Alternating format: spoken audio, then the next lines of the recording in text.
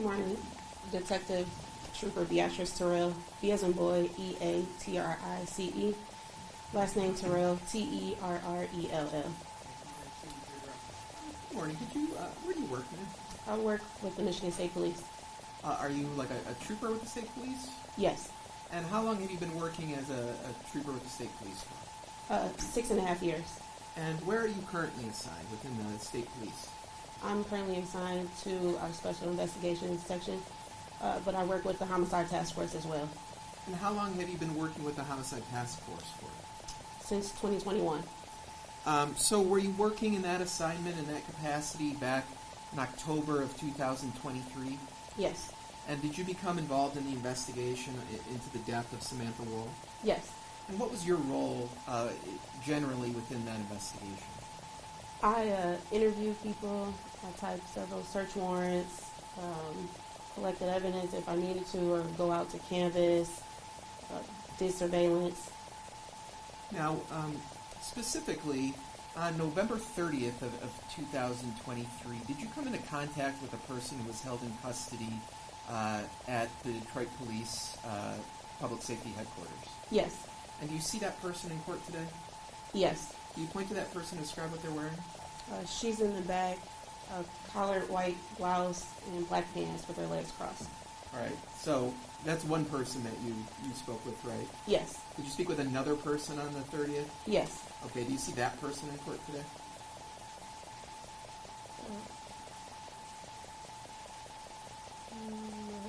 No. Do you remember speaking with a person named Michael Jackson-Bolanos, or at least coming into contact with him on that day? Yes, I came in contact with him, yes. All right. So I probably asked the wrong question. Do you see the person you came into contact with on November 30th? Yes, he's sitting here with a dark-colored suit and a black tie. All right. So if there are three people at the table to my left, where is he positioned within those three people? He's sitting in the center. Okay. For the record, the witness has identified the defendant.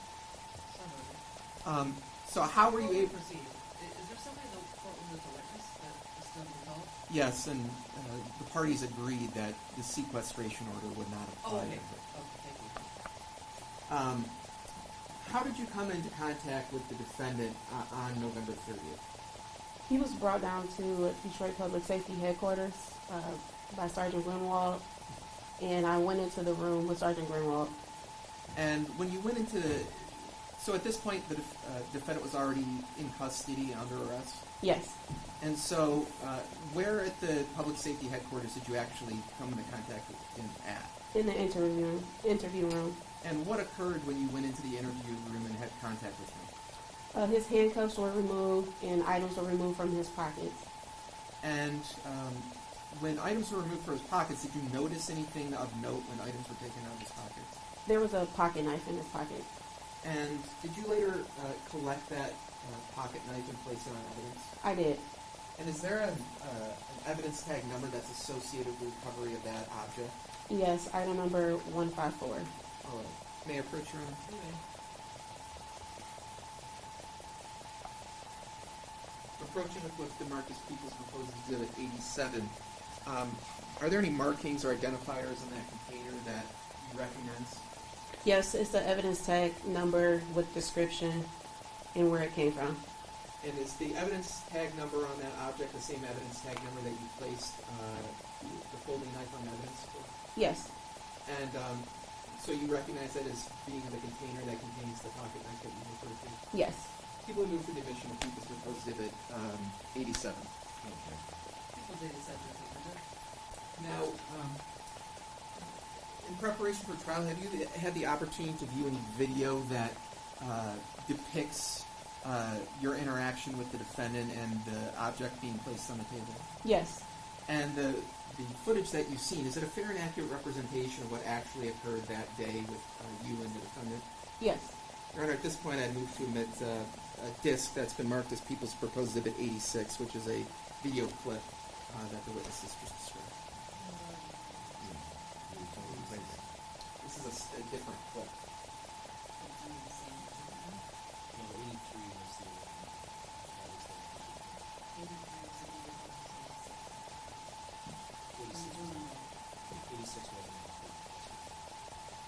Well, I'll forget. Just be sure. No objection.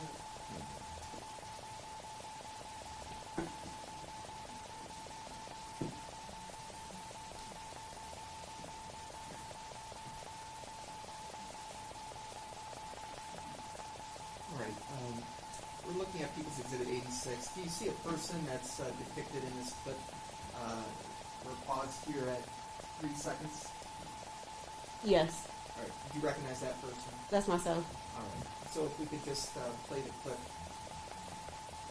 You can obviously you gonna take this your customer. Who have you? Okay. This only the ones that you have? He's got some social security on him and his girlfriend's telephone number was in his pocket. Okay. And then I'll find that one more time for it. Still chilly about that.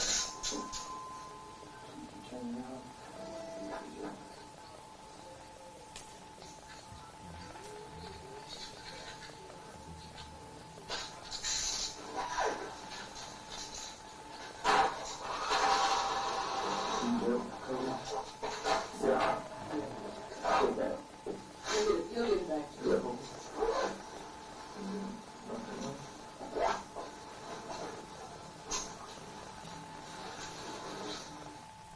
All right. And officer, during that clip, did you pick any items off the table?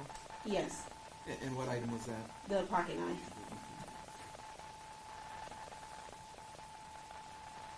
I don't have any other questions. Good morning. Is it Detective Trooper? Yes. Okay. Good morning. Good morning.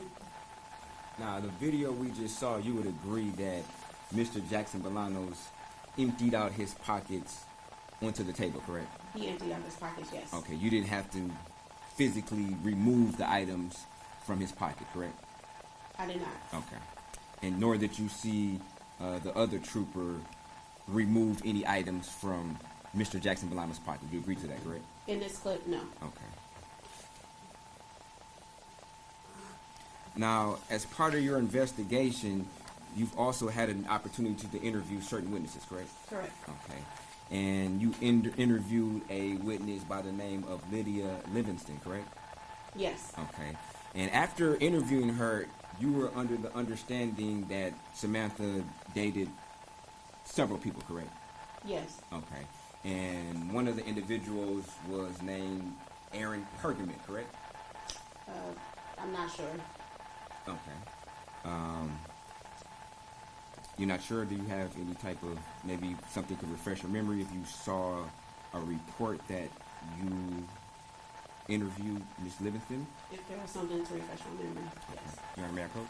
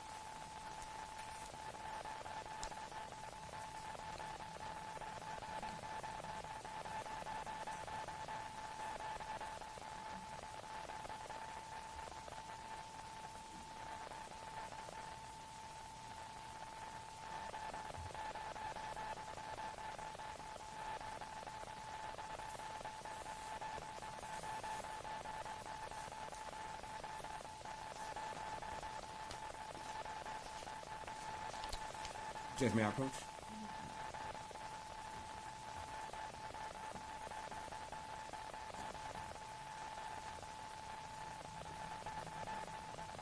Now, Does this refresh your memory, Detective Cooper? Yes. Okay. So it was your understanding after speaking with Miss Livingston that at one Objection. This question is going to call for hearsay. If he's going to ask the witness what information about what Miss Levinson told her, it's calling for hearsay. well, what her understanding was. Her understanding could only be because she talked to this witness As part of her investigation, she learned things. by talking to her, and so he's trying to backdoor hearsay through this witness. That witness is not the witness list, correct? Not on our witnesses, not on theirs, as far as I know. Okay. We'll approach it.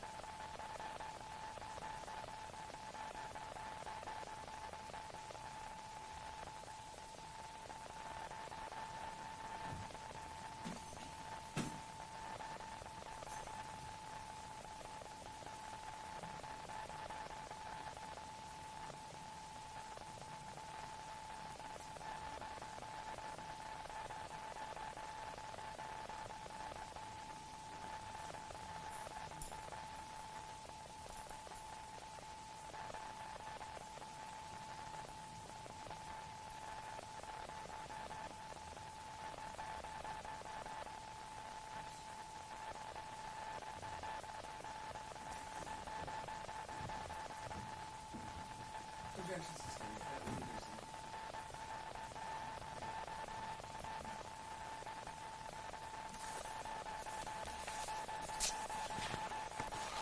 Did you ever speak to Aaron Perkin No. in that interview? Okay. No further questions.